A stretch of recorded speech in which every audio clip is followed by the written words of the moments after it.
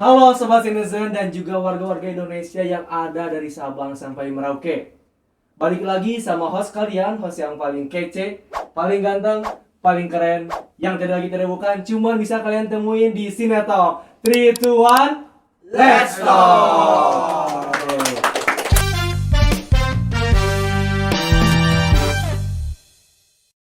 Tapi teman-teman semua kayak bosen gak sih kalau misalkan host kalian ini itu ngebawain pembawaan cuman pakai satu metode doang.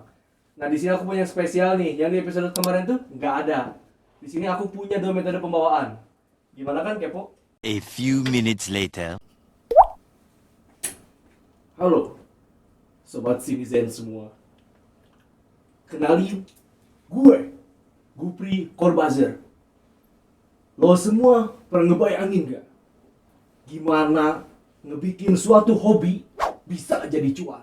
Di sini kita bakal bahas tuntas sampai ke akar-akarnya.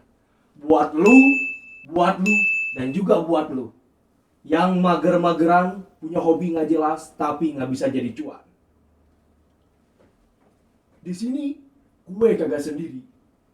Gue juga ditemenin sama satu narasumber yang gak usah diraguin lagi track recordnya.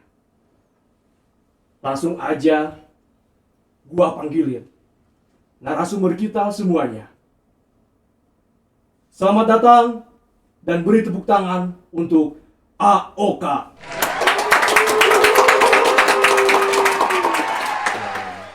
Ada Deddy Corbuzier nih. Oke. Nah, AOK gimana kabarnya? Sehat AOK? Alhamdulillah Sehat AOK. ya. Nah, jadi gini AOK.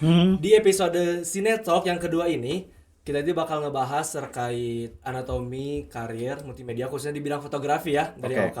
ya. Nah, sebenarnya anak-anak citizen ini tuh udah pada tahu mereka sebenarnya. Kayak AOK itu track recordnya kayak gimana segala macam, cuman mereka itu belum tahu nih AOK. Dari mana awal AOK ngerintis itu semua. Oke, jadi Citizen harus tahu nih ya. Harus tahu juga. Harus tahu dong ya siapa Inspirasi mereka. narasumber hari ini ya. Betul. Oke. Jadi saya ini owner dari Studio Kai Fotografi. Tepuk tangan untuk Studio Kai. Ya. Kebetulan Studio Kai sudah berdiri sejak tahun 2012. Jadi kemungkinan sekarang sudah hampir tahun ke-15 ya. Alhamdulillah masih berdiri, masih konsisten dan masih bergerak di bidang dokumentasi foto dan video. Begitu. Nah, jadi untuk AOK ya, sebenarnya kan kalau misalkan ngedenger dari AOK sendiri memang mempunyai minat di bidang fotografi itu sendiri. Tapi kita ini nggak tahu nih awal mula AOK suka sama dunia fotografi itu kayak gimana AOK? Oke nih. Kebetulan saya emang sama teman-teman banyak nih yang lulusan dari UIN Sunan Gunung Jati Bandung. Jadi konsentrasi jurusan Humas, di Humas ada mata kuliah fotografi. Walaupun ada 4 SKS, cuma di situ emang banyak tertarik yang mana mata kuliah fotografi ini sungguh sangat menarik saya untuk kayaknya keren deh ini kayaknya kalau jadi fotografer gitu ya. Dan kebetulan ketika semester 7 itu ada project, awal pertama kali project itu adalah foto prewedding. Nah, mana foto prewedding ini pertama kali dapat hasil dari bidang fotografi. Pas dibuka upload itu kayak, wah ini kayaknya kalau kerja harus nunggu sebulan dulu nih. Gitu ya. Sama dong. Biasa blind ya. Biasa. Anak mudanya kayak, wah ini kayaknya cukup satu kali project bisa dapetin nominal yang mana bisa didapetin dalam waktu sebulan. Oh, jadi berapa? Sekian. Sekian pokoknya ada ya. Tapi sekiannya maksudnya untuk tahun 2008 itu ukuran 2.500.000 itu kayak gede. lumayan lah ya. Jadi kayak mikirnya kayak wah ini kayaknya kalau kerja di orang nih harus sebulan dulu, tapi kalau foto bisa satu project dapat kayak gitu. Dari situlah blind mulai menggeluti dunia fotografi, kayaknya ini bakal menjadi salah satu hobi yang akan menjadikan profesi juga kayak gitu. Oke. Berarti awal merintisnya sebenarnya dari praktik mata kuliah ya? Betul, praktik Dari mata praktik kuliah. mata kuliah dilaksanakan dan ternyata udah visioner kesana tuh Iya, Oka. betul. Nah, tapi nih ngomongin soal pendidikan ya, karena tadi nyinggung kuliah juga nih Oka. Sebenarnya aku tuh ada data fun fact katanya dengar-dengar Oka tuh pernah ke negeri kincir angin teman-teman semua. Holland Bakery bukan? Ya, bukan itu kue dong. Itu mah kue toko kue ya. Ya. Jadi awal mula interesting yang semester 7 itu fotografi sehingga punya konsep sepertinya setelah lulus itu ingin membuka lowongan pekerjaan buat orang lain. Ya. Jadi kayaknya punya studio sendiri kayaknya keren deh. Iya, good. Nah, gitu ya, kayak wah kayaknya punya studio sendiri kayaknya salah satu pencapaian atau cita-cita yang mana aku pernah bergelut awal suka fotografi terus akhirnya menjadi profesi. Di tahun 2012 sebelumnya di tahun 2011 saya itu pernah dikenali oleh saudara saya untuk belajar fotografi, yang mana fotografi yang diadakan oleh namanya Studio Mouse. Studio Mouse. Ya, Itu mouse itu apa sih? kucing? Bukan, Kok kucing? kayak Tikus. tikus. Jadi tikus itu karena kita kalau ngedit itu selalu pakai mouse ya. Oh, I see, ya. Maka dari itu nama si studio namanya Studio Mouse. Studio Mouse. Ya, dulunya saya online, jadi belajar online kayak misalnya cara foto telur. Pokoknya basic-basic fotografi, cara membidik objek apa A B C D. Nah, itu saya dulu mengerjakan secara online. Nah, lambat laun setelah pengerjaan online ditawarilah oleh salah satu owner Studio Mouse ini. Gimana nih kalau misalnya pure beasiswa kami yang menyediakan, kami yang membiayai untuk berangkat ke Belanda untuk belajar basic fotografi. Dan di situ Oka mau Ya mau jelas. teman-teman. Iya. Karena menurut saya mungkin ini salah satu salah satu batu loncatan yang mana yang tadinya saya hanya ingin belajar tapi ingin menjadi sebuah profesi juga. Jadi hobi yang dibayar istilahnya. Yang mana kita harus banyak lebih belajar tentang fotografi yang lebih serius, lebih concern, sehingga ketika kita sudah mendapatkan ilmunya, akhirnya kita lebih berani untuk menjadi sebuah bisnis dalam fotografi. Kayak gitu. Tapi berarti itu di Belanda tuh bukan kuliah ya? Lebih Bukan ke kayak short course. short course. Ya, Oh, makanya keluar dari sana itu sertifikasinya lebih ke lebih ke sertifikasi ahli dalam basic fotografi. Kayak gitu sertifikasinya. Jadi bahwasanya saya expert di bidang fotografi, kayak gitu, lebih ke situnya. Tapi gak nambahin gelar berarti di Enggak namanya. ada gelar kayak gitu. Jadi lebih ke sertifikasi dan butuh validasi. Sebenarnya kalau bahwasanya saya pernah belajar di Belanda yang mana concern di bidang basic fotografi kayak gitu. Berarti berapa tahun kan? Enggak, itu tuh hanya beberapa bulan di sana short Beberapa course-nya. bulan. Betul, beberapa bulan short course di sana, sehingga di sana emang pure pertama kali saya belajar basic fotografi itu di sana. Betul. Jadi pulang dari sana saya lebih berani untuk mengeksplor diri, mencari konsumen, mencari klien, memakai dengan portfolio bahwasanya saya pernah belajar di sana. Lebih istilahnya lebih apa ya? Lebih percaya diri lah untuk explore bahwasanya saya mempunyai portfolio A, B, C, D. Saya pernah belajar di sini, saya pernah belajar tentang landscape, portrait, dan lain sebagainya kayak gitu. Tapi ngomong-ngomong walaupun sebentar ya teman-teman Citizen, tapi wajahnya udah kayak orang Belanda banget nggak sih? Belanda banget nggak sih? Belanda. Tadi kan sempat nyinggung terkait validasi juga ya? Ya betul. Coba bahasa Belanda Kang. Bahasa Belanda yang paling mudah ya, Ik hou van jou. Artinya apa? I love you. I love you. Dan apa? Atau banyak sebenarnya bahasa Belanda yang mirip bahasa Indonesia. Contohnya? Contoh, gratis. Gratis. Gratis itu artinya Oh, gratis, Ya, ya. betul. Terus banyak kayak kantor. Kantor. Jadi banyak banget karena mungkin kita pernah dijajah oleh Belanda sehingga banyak bahasa Indonesia yang banyak mirip dengan bahasa Belanda. Seperti itu. Kayak gitu. Cuman emang kalau selama di sana saya pakai bahasa Inggris karena international school juga, jadi bahasa Indonesia bahasa Inggris, maaf. Jadi bahasa Inggris bukan bahasa Belanda di sana. Tapi buat di instansi yang akan belajar profesi di sana, itu memang banyak juga teman-teman dari Asia juga, Kang. Banyak dari Banyak Asia kayak Jepang, terus Thailand. Tapi mungkin mereka banyaknya bukan pure beasiswa dari personal atau dari salah satu perusahaan. Banyaknya emang mereka berbayar aja. Dan kebanyakan mereka emang mengejar titel. Jadi misalnya S2 di sana, melanjutkan studi tentang fotografinya di sana dan lain sebagainya. Jadi kalau saya emang kebetulan mencarinya emang short course. Jadi hanya beberapa orang aja yang mencari short course di sana. Jadi ada kebanyakannya sih sebenarnya kalau short course di sana itu banyaknya justru lokal. Biasanya gini, beli kamera Canon atau beli kamera salah satu brand gitu ya. Nah, mana setelah kita beli kamera tersebut dapat gratis short course untuk berapa kali pertemuan. Mirip lah di Indonesia juga banyak ya. Kayak misalnya kita belanja kamera di salah satu brand di sini terus gratisnya mungkin dapat free pelatihan fotografi, basic fotografi kayak gitu. Jadi kebanyakan dari lokal sih yang untuk belajar short course itu. Tapi kalau misalkan secara nanti beres lulusnya nih, dibandingin sama orang-orang yang S2 di sana, gimana? Jelas beda. Jelas beda. Karena mungkin durasi belajarnya pun lebih lama yang di sana. Tapi kalau yang short course ini saya mungkin lebih banyak mengambil poin-poin penting dalam basic fotografi. Ada halnya kayak gini. Saya masih ingat kalau di sana itu belajar itu lebih menyenangkannya karena mereka tidak ditanyakan tentang pakai kamera apa, pakai lensa apa. Tapi kalau lensa mungkin ada beberapa yang ditanyakan ya, kayak misalnya foto landscape harus pakai lensa apa. Jadi saya lebih pure ke teknik. Iya, teknik. Jadi tidak kayak kamera lu apa nih gitu kan. Lebih mahal nggak? Kayak gitu kan banyak kayak gitu ya, rasis ya. Nah, kalau di sana tuh kebanyakan pure emang lebih ke teknik. Jadi teknik fotografi. Jadi misalnya kalau bikin project satu foto tuh ditanyanya kayak ini ISO-nya berapa, aperture-nya berapa, shutter speed-nya berapa, lebih ke teknik kalau di sana. Jadi waktu itu pakai kamera apa? Saya dulu pakai Dibully nggak nih? Canon, enggak lah, nggak dibully sana. Saya pakai Canon 500D. Waktu itu masih bagus dong berarti ya? Masih bagus itu, kayaknya middle up lah, masih middle lah ya. Tajir melintir lah ya, Enggak lah. Tajir melintir. Enggak ya. Jadi 500D itu kalau menurut saya dulu masih di middle, kayak cukup untuk untuk buat fotografer profesional, mid lah, masih bisa dipakai kayak gitu.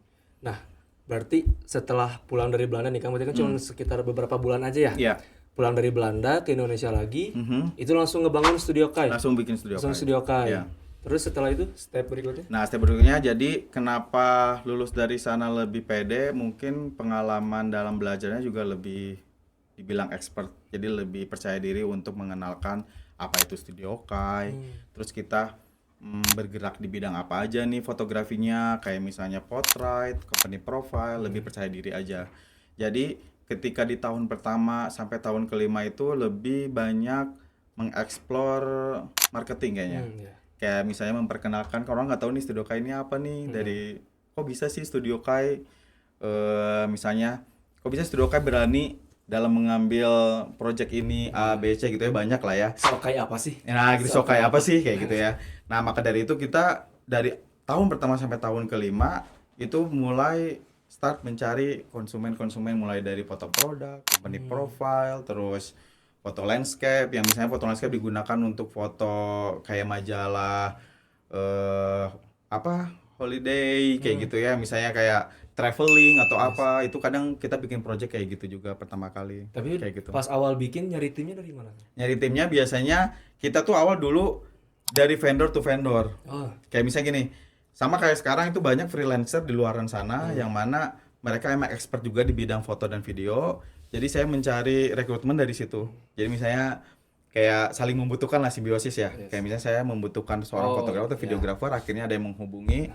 Bahkan sampai sekarang masih ada yang masih bareng-bareng dengan Studio Kai kayak Jadi gitu. sebenarnya tim dari Studio Kai itu sendiri pun mereka sebenarnya punya vendor. Betul, awalnya di luar sana. Jadi kayak gitu sampai sekarang akhirnya ada yang sampai permanen sekarang udah ada di Studio Kai kayak gitu. Karena emang Studio Kai ini ya membuka lapangan kerja teman-teman. Iya.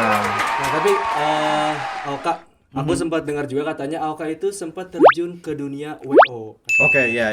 Itu gimana ceritanya? Bisa tiba-tiba udah punya studio sendiri, tapi tiba-tiba join WO itu gimana ceritanya? Iya, WO itu kayaknya dulu zaman masih muda, muda sekarang. Kan sekarang juga masih kayak orang Belanda kan? Iya. Orang Belanda. Ya waktu zaman muda itu kayak banyak ya, kita kadang suka pingin suatu mengerjakan A, tapi kayaknya ngerjain B asik deh kayak gitu ya. Oh iya. Nah pada akhirnya alumni Humas juga nih, Humas UIN juga, kayak Teh Dia, ada Teh Asti, ada Atendi. Dia namanya dulu Dota Wedding Organizer. Iya. Jadi nggak mau mikir ya, Dota dari nama D-nya Dia, O, Oka, Teh Atendi, A-nya Asti gitu. Iya. Dari situ kita mulai kayak kayaknya seru deh ini, kayaknya kalau kita bikin project wedding organizer gitu. Jadi nggak perlu kita keterkaitan dengan vendor lain, kita punya sendiri kayak gitu. Tapi itu hanya berlangsung 1-2 tahun saja. Nggak lama ya? Nggak lama, karena mungkin punya kesibukan masing-masing, jadi akhirnya semua concern di bidangnya masing-masing juga. Tapi aku jadi penasaran ya Kang, kayak berarti dari yang sudah punya Studio Kai, terus terjun ke WO, pasti kan udah ketemu sama konsumen yang macam-macam. Oke. Nah, konsumen yang paling nyebelin Ya. Tapi kalau disebut nyebelin jangan ya. Ini konsumen ada yang nonton ya. Nggak nyebelin mungkin ya, tapi rumit kali ya. Rumit, permintaannya rumit ya. Jadi saya pernah tuh juga fotoin ibu-ibu Dharma Wanita buat kalender. Fotonya buat kalender, tapi komplain setelah project beres. Jadi Dokumen sudah beres. iya, jadi foto terus foto bersama dan lain sebagainya setelah pengecekan dokumen atau pengecekan file Mas Oka bisa nggak ya request sepatunya disamain main semua. Ya kebetulan jadi saya teamwork iya kan? jadi kayak aneh-aneh gitu ya, tapi saya kadang menolaknya juga bukan hanya langsung straight to the point, jadi kayak oh maaf Bu, kebetulan kami bukan di bidang digital imaging yang mana bisa sepatu diganti semua jadi sama kayak gitu. Jadi banyak penolakan yang masih bisa ditolerin lah kayak gitu. Kenapa nggak langsung buka itu pakai ini? Enggak lah, kan namanya juga konsumen Konsumen. queen and king ya, jadi nggak Yes. bisa seenaknya gitu ya. Jadi tetap menolaknya dengan secara Halus. santai, halus, biar tidak menyakiti si konsumen tersebut. Jadi banyak lah aneh-aneh, kalau yang aneh-aneh salah satunya itu sih. Kalau nggak Unik-unik lah. salah, Aoka juga sempat punya yang namanya konsumen pribadi. Sempat dibawa ke Jepang katanya. Aoka. Ah, ya. Jadi banyak tuh hal kayak konsumen-konsumen secara personal. Yang paling unik sebenarnya yang ke Hong Kong. Wih, Jadi gini, ada klien aku, klien terdekat juga. Jadi dia itu suka kucing. Nah, kucing ini kontes di Hong Kong. kontes dia. Ya betul. Nah, Jenis kucing apa kucingnya, sorry? Jenis apa kucingnya? jenisnya saya nggak tahu short hair atau spink atau apalah. Pokoknya jenis-jenis kucing yang mahal lah ya. Oh, ya, oke. Nah, setelah itu dia menghubungi saya, Kak, tolong dong kosongin dari tanggal sekian sampai tanggal sekian, mungkin hampir seminggu lah. Buat apa nih, Bu? Ini kucing saya mau kontes gala dinner di Hong Kong. Nah, itu menurut Gala saya dinner unik sih. kucing. Jadi unik sih kayak kontes gala dinner tapi harus ke Hong Kong. Iya. Jadi itu menurut saya unik. Tapi kalau foto orang kan masih mending kalau holiday, liburan. Gala dinner Gala dinner. kucing. Jadi kucing bersama ownernya. Oh. Nah, jadi semua owner yang pemenang dan memasuki nominasi tersebut itu mengadakan gala dinner untuk acara celebration si kucingnya Kucingnya. tersebut. Kayak gitu itu paling unik sih. Gitu kalau ke Jepang itu foto keluarga yang mana nggak mau bawa kamera, akhirnya bawa fotografer. Atau kadang ke Singapura, Thailand. Banyak kan orang sekarang zaman sekarang apalagi kayak geng ataupun misalnya keluarga, mereka nggak mau bawa kamera nih. Iya, biasanya malas. Kayaknya mending handle fotografer aja deh kayak gitu. Tapi itu semua biaya berarti Ditanggung. ditanggung. Ditanggung aja kayak tiket, pesawat, terus hotel, Betul. dan dibayar juga. Iya, pasti lah Dibayar itu juga. pasti juga. Jadi itu salah satu mungkin menurut saya tantangan yang sangat ataupun pengalaman yang paling menarik di bidang dokumentasi atau di bidang fotografi ini kayak gitu. Jadi menyenangkan lah. Yes. Tapi kan tadi kan kita udah ngedenger nih ya dari senang-senangnya Aoka di bidang itu semua. Tapi kalau misalkan ngelihat anak-anak zaman sekarang nih Kang, biasanya mereka tuh kayak mereka udah punya skill, udah punya passion di bidang ini, tapi mereka tuh masih males buat ngembangin itu. Oke, Nah, mungkin karena emang zaman sekarang yang udah serba digital juga mungkin ya. Nah, kalau misalkan review dari Kang Aoka sendiri yang emang udah bergulat dari dulu sampai sekarang di bidang fotografi, kira-kira untuk orang-orang yang emang sekarang udah punya skill fotografi, lebih enaknya mereka step awal ngembangin itu kayak gimana? Apa gitu ya Iya. untuk di bidang bisnis fotografi ya. Betul. Awalnya sebenarnya kadang teman-teman itu mungkin takut untuk memulai. Ya, sama sih aku juga. Takut memulai ya. Jadi kayak misalnya gini, saya ingin melakukan ataupun bisnis passion ataupun misalnya hobi ini. Nah, memulainya itu kadang suka males nih. Apa nih yang harus dimulai? Menurut saya sebenarnya gini, harus ada keinginan dan project yang jelas kalian akan lakukan sebenarnya. Karena kalau misalnya pengen jadi fotografer, tapi project yang akan dilakukan itu nggak tahu, itu malah jadi simpang siur. Contohnya kayak gini misalnya, udah jadi fotografer nih, tapi bingung. Kira-kira genre apa nih yang akan dilakukan? Genre juga ngaruh berarti. Ngaruh, karena kenapa? Ketika kita mau memulai, kalau misalnya kita random aja, kita nggak akan belajar dari project yang mau kita garap dulu, kayak gitu. Jadi emang harus jelas dulu nih, project yang mau kita garap apa dulu nih. Atau misalnya kita concern di genre apa dulu nih fotonya. Atau misalnya, wah kayaknya saya akan melakukan di genre foto profile picture dulu aja nih. Biasanya buat foto-foto profile perusahaan, atau misalnya CEO perusahaan atau karyawannya juga buat profile picture perusahaan kayak gitu. Jadi memulainya itu mau melakukan project apa dulu nih. Nah, kedepannya baru kita mulai tuh coba-coba kayak saya akan coba dulu nih genre company product kayaknya oke juga nih. Nah, baru di situ banyak belajar dari genre-genre yang udah pernah kita lakukan. Tapi minimal pertama kali yang mau kita lakukan adalah genre apa dulu nih, project apa dulu yang mau akan kita lakukan atau kerjain. Ya gitu, karena jangan sampai ketika kita sudah terjun kita bingung mau ngerjain project apa. Soalnya ketika presentasi nanti ke konsumen kita jadi bingung nih. Ya. Saya expert di A, sedangkan konsumen butuhnya B. B. Jadi nggak ada korelasi antara si konsumen sama si fotografernya kayak gitu. Malah rata-rata bingung sih ya kalau Iya, malas betul. sih. Aku juga lebih kebingung sih sebenarnya. Iya, jadi Kalau bingung malas ya, awalnya. Ya enggak lah, aku disebut orang malas gitu. Kayak gitu. Gen Z juga masih bermutu teman-teman. Iya benar. Nah, sekarang Oka kita masuk di segmen Fishball. Ternyata ada segmen ini juga ya. Ada. Keren. Kita ada fish-fishnya gitu. Fish Ikan-ikannya. ikan-ikannya. Boleh dong, kru. Alat mainnya dikesiniin. Perasaan yang datang bukan fishball nih. Bukan. Tapi apa? Wadah sembako. Ada sembako. Ini sembako buat nanti. Oke, kru cepet kru. Nah, ini dia. Oke, udah tahu belum sistem mainnya kayak gimana kan? Belum lah, jelas ini kan saya baru pertama kali nih. Oke, jadi Gimana? bau ikan nggak? Nggak kan? Sorry. Oke. Nah, jadi di sini tunggu, tuh saya mau nanya kenapa fishball tuh maksudnya bau ikan. nggak ini kayak telur ikan. Oke, siap. Terbang lagi. Ya.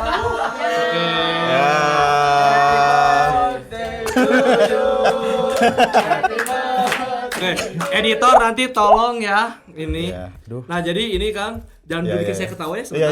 Iya. Aduh, terbang lagi.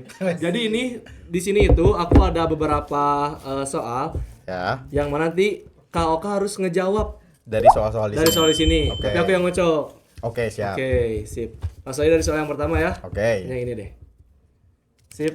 Jadi kotor gini. Dah. Apa oke. tuh? Sebutkan Mhm.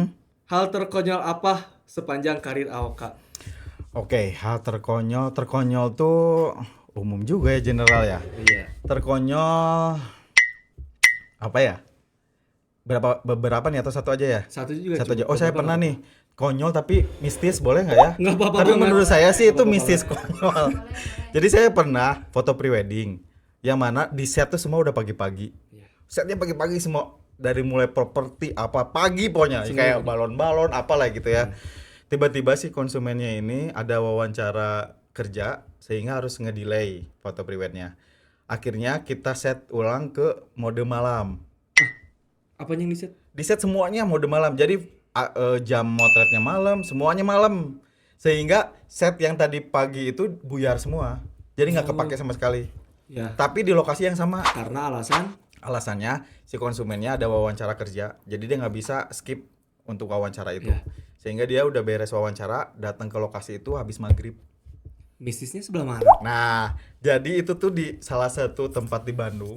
Ya. Salah satu tempat di Bandung. Sebut nggak sih namanya? Sebenarnya takutnya ngelewat ke situ serem juga.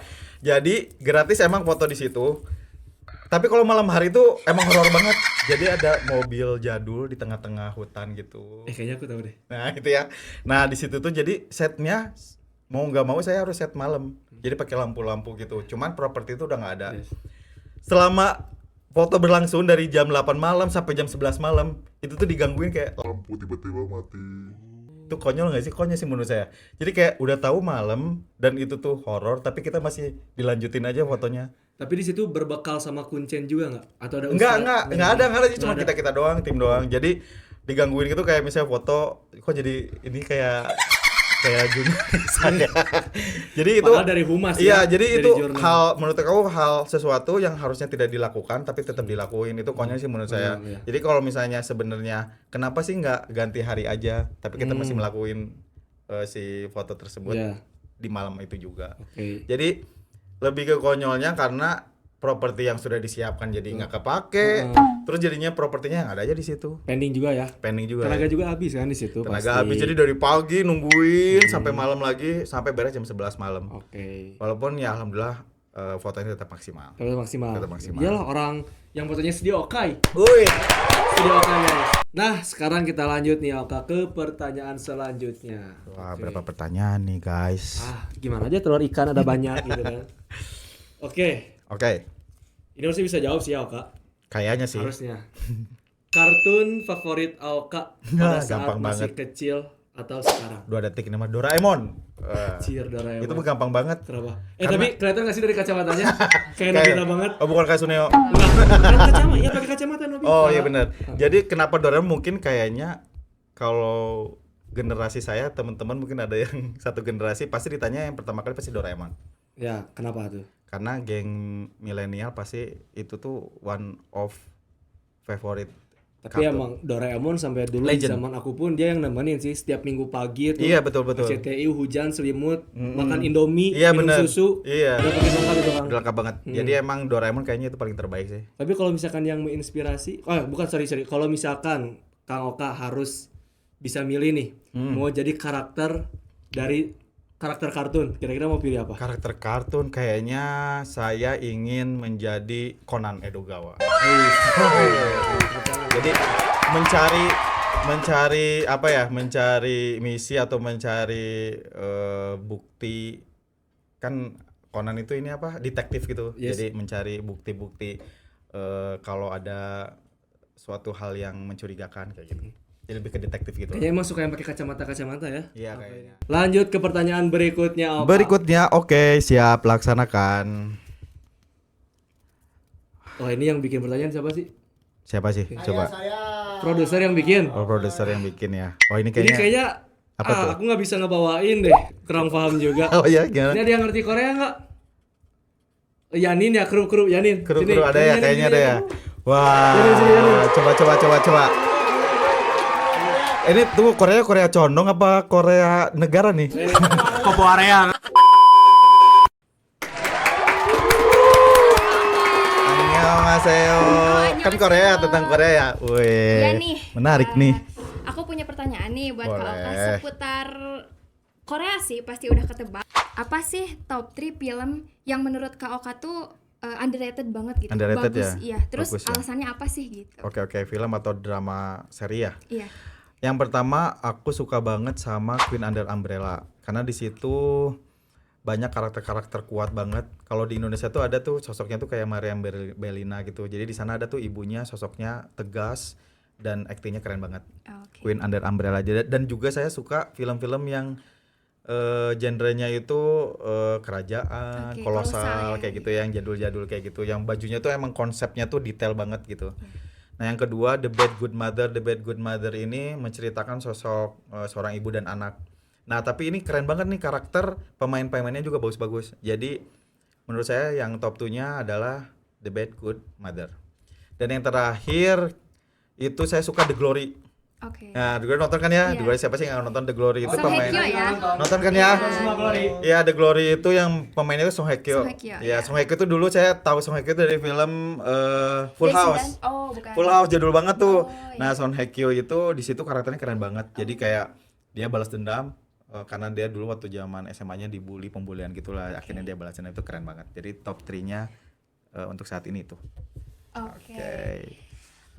Selain dari 3 drama tadi gitu loh. Kak Oka tuh lebih suka si drama Korea atau atau series Korea ini tuh karena si premisnya kah atau karena Pemainnya. pemainnya kah atau apanya? Oh iya, kalau saya biasanya lebih ke cerita filmnya sih. Oh. Cerita filmnya. Walaupun misalnya si pemainnya entah itu A, B, C, D nggak terlalu merhatiin sih, tapi lebih ke konsep atau cerita filmnya. Karena biasanya tuh ada beberapa scene yang menginspirasi dalam foto. Oh iya. Jadi gini, misalnya kayak kalau fotografi ini contoh, kita pengen ngeduplikat satu foto. Tapi kalau memang dia foto, itu kalau kita akan ngeduplikat itu mirip banget.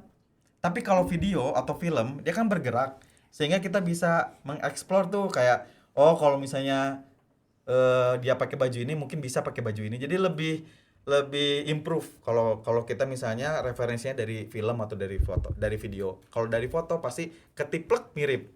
Sehingga kita malah jadi menduplikat apa yang kita bidik. Kalau lewat film atau lewat video itu lebih improve aja.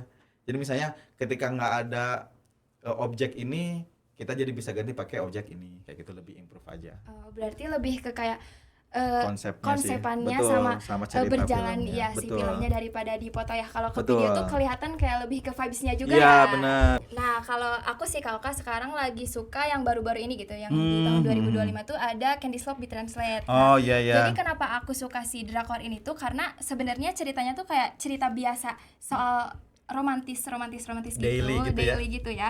Terus tapi di situ pembawaan dari mulai spot dari setiap frame ke frame-nya tuh kan ganti-ganti negara gitu. Jadi belum nonton yang tuh awal saya. tuh di Kanada, terus nanti pindah ke Jepang. Jadi nunjukin keindahan alam di setiap negaranya gitu. Terus selain si ceritanya juga emang seru gitu. Ternyata plot twist di dalamnya tuh kalau kita nontonnya lebih fokus gitu. Di situ tuh kayak ngebahas mental health gitu, yang itu tuh pastinya lagi tren gak sih di anak-anak Gen Z sekarang gitu. Oh, alah pantesan banyak yang peminatnya dari anak Gen Z Iya, ya. kayak Dan gitu. itu emang top 10 di Netflix ya Iya. ketika itu ada. Keren. Sepertinya lebih seneng romance gitu ya. Iya, tapi Beda kadang genre. ada juga genre yang ke misteri-misteri gitu sih. Misteri-misteri, Tapi iya, lebih ke nggak horor, karena sebenarnya kalau horor di series Korea itu kayak lebih takut sih. Kalau yang takut darah pasti. Suicide gitu Iya, ya. gitu. Karena kayak kelihatan real banget gitu. Iya, isi ya. Kalau selain series atau Kayaknya udah deh. Malah jadi oversharing gini. wah, Oh, ada Mas Selamat Dedi datang nih. nih. Ada Mas Dedi. makasih ya Kak. Ya, Hamsamida. Balik lagi Oke. sama gua. Mohon maaf nih, kayaknya lebih seru yang tadi. Iya. Enggak. Lagi-lagi apa? Mindset. Oke. Lanjut. Lanjut. Oke. Kayaknya capek deh. Ya, terlalu muak ya. Terlalu muak. Kayak kacamata hitam itu ya. Nah, Oke. Oke, tadi Siap. saya sempat nguping juga ya di belakang. Bahwasanya memang ternyata film Korea ini tuh menginspirasi Betul. KOK ya Oh, iya, dalam inspirasi karir. banget. Iya. Nah, Sadar nggak sih kalau Korea itu banyak filmnya itu detail banget. aku Kayak mulai- bukan pecandu sih sebenarnya. Iya, tapi kalau lihat tuh detailnya kayak gini, baju yang dipakai warna apa. Terus highlight. Jadi kayak 3D-nya dalam suatu film atau sinematiknya itu dapat banget. Jadi detail banget tuh, kayak misalnya nge-cross jalan aja, ketika misalnya si cewek hanya cuma bawa payung warna kuning. Jadi fokus hanya spotnya tuh cuman ke pemeran itu. Jadi emang detail banget. Detailing sampai ke benda-benda Benda-benda yang dipakai. Dibanding sama Hollywood.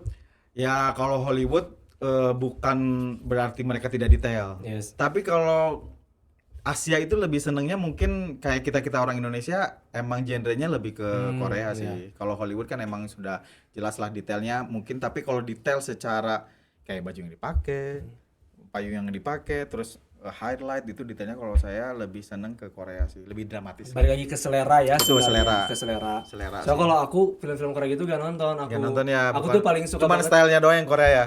Ya ini emang udah kayak apa-apa teman-teman. JJ-nya tolong editor JJ-in. Nah kalau aku lebih suka film barat horor. Oh oke. Barat horor. Hmm. Mau tes film apa kayaknya aku tahu deh gitu. Oh, mungkin saya yang Tapi kayaknya nggak usah. Oke, siap. Karena takut saya nanti kelihatan nggak bisanya gitu. Oke, siap. Gitu. Ya. Nah, Kak, karena tadi kita udah ada di segmen yang hiburan Ya, gitu. games. Nah, sekarang coba aku pengen denger nih kira-kira. Sebenarnya ya Oka ya. Ya. Anak-anak Citizen itu, Oke. mereka itu banyak yang punya skill dan juga passion di bidang fotografi itu sendiri. Oke. Tapi mungkin tadi sudah dijelaskan juga ya kalau misalkan kendalanya itu harus kayak gimana. Iya, betul. Kalau misalkan mereka punya struggling di awal memulai harus kayak gimana. Nah, sekarang sebagai closing statement juga ya, Aoka, aku pengen Aoka ngasih pesan nih buat orang-orang Citizen dan juga orang Indonesia dari Sabang sampai Merauke yang nanti bakal nonton podcast ini, Aoka. Oke. Gimana coba pesannya? Pesannya gini sebenarnya. Kalau ingin memulai bisnis itu harus tahu bahwasanya banyak resiko juga di dalamnya. Contoh kayak gini. Kadang orang berbisnis tidak mau dengan adanya rugi, tidak mau adanya simpan pinjam uang atau misalnya ditipu ataupun misalnya banyak hal yang lain ketika dalam bisnis ada keluhan atau misalnya ada keluhan dari konsumen atau apapun itu. Nah, banyak orang yang tidak mau memulai karena hal-hal yang buruknya dulu. Padahal namanya rugi atau namanya suatu hal yang risikonya besar itu pasti adalah siklus ataupun misalnya perputaran dalam bisnis. Betul. Jadi nggak mungkin untung aja. Tapi orang banyaknya pengennya untungnya doang. Ya, namanya juga manusia Namanya kan. manusia, Juga namanya manusia. untung, padahal itu namanya rugi dan lain sebagainya itu adalah salah satu adalah perputaran dari bisnis juga. Jadi buat teman-teman semua jangan pernah ragu, jangan pernah takut untuk memulai suatu bisnis, apalagi bisnis yang mana bisnisnya adalah passion kalian. Ini kebayang gak sih passion? Udah hobi tapi dibayar. Kan itu yang justru yang paling enak tuh Justru di situ, itu yang Bang. paling enak di situ. Makanya ketika teman-teman emang punya skill dan punya bakat di bidang fotografi ataupun dokumentasi lainnya, mulai saja. Betul. Tanpa perlu ragu, tanpa perlu takut, karena keraguan ataupun takut, nanti malah kita jadi tidak berani untuk memulai. Jadi jatuhnya kayak udahlah nanti aja. Yang mana kita harus mulai terlebih dahulu dan kita harus menerima juga resiko-resiko yang mana resiko ini akan tetap terus ada di lingkaran bisnis. Pasti. Pasti. Jadi sirkulasinya main terus. Iya selama betul. bisnisnya. Jadi nggak bisa kita untung terus. Jadi yang namanya resiko-resiko itu pasti selalu ada dalam bisnis. Makanya ketika kita memulai bisnis, apabila di tengah jalan kita mulai ragu, kita harus tetap balik lagi ke tujuan utama kita. Ya. Kita tuh pingin apa di bisnis ini? Apakah kita benar-benar tekun dalam bisnis ini? Jangan sampai kita lupa dengan bisnis yang kita mulai hancur hanya karena di pertengahan jalan kita ragu. Jadi harus yakin banget. Kalau misalkan kita ada alasan mau berhenti, kita harus ingat sama alasan Betul. kita memulai. Kita memulai. Jangan sampai kita lupa dulu kita memulai pengen di bisnis itu apa. Yang namanya modal Cakep. itu gak bantu kan? Yang namanya modal itu gak harus selalu tentang nominal. Tapi dengan kalian datang ke Sinetalk, kalian menyaksikan, diberi kesempatan untuk menjadi kru, kalian menyaksikan secara langsung, ada banyak insight-insight yang kalian ambil, dan itu pun merupakan modal. Ilmu-ilmu yang kalian ambil dari narasumber kita, dari Oka, itu adalah modal. Karena nggak semua yang namanya modal itu harus selalu tentang uang. Buat teman-teman Senizen yang ingin memulai dalam bisnis khususnya fotografi, jangan pernah ragu untuk memulai. Karena kita tidak pernah tahu langkah sekecil apa yang dapat mengubah keadaan kita. Setuju. Nah, jadi teman-teman semua, tadi adalah tips dan juga pesannya di awal tadi kita sudah mencari tahu bagaimana dari Aoka ini bisa sukses dalam berkarir di bidangnya kayak gitu. Nah, jadi teman-teman semua, kesimpulannya adalah bagi kalian yang memang memiliki skill, passion, atau bahkan ingin baru memulai di bidang fotografi, jangan pernah ragu untuk memulai. Karena tadi seperti yang Aoka bilang, kita tidak pernah tahu langkah sekecil apa yang dapat mengubah keadaan kita, seperti itu. Nah, jadi itu mungkin adalah closing statement dari podcast Sinetalk episode 2 kali ini. Sebelum mengakhiri, saya ingin mengucapkan terima kasih kepada Badan Kepegawaian Daerah dan juga Geraha Merit yang telah memfasilitasi podcast Sinetalk episode 2 ini, dan juga saya ingin mengucapkan terima kasih kepada Kang Oka sekaligus owner dari bukan dong bajunya Studio Kai. Dari Studio Kai. Nah, buat teman-teman yang mau cari vendor buat foto-foto studio, jangan pernah ragu untuk memilih Studio Kai. Iya, betul. Karena ownernya juga track recordnya tadi udah denger kan kemana? Ke Jerman, ke Inggris, ke Paris.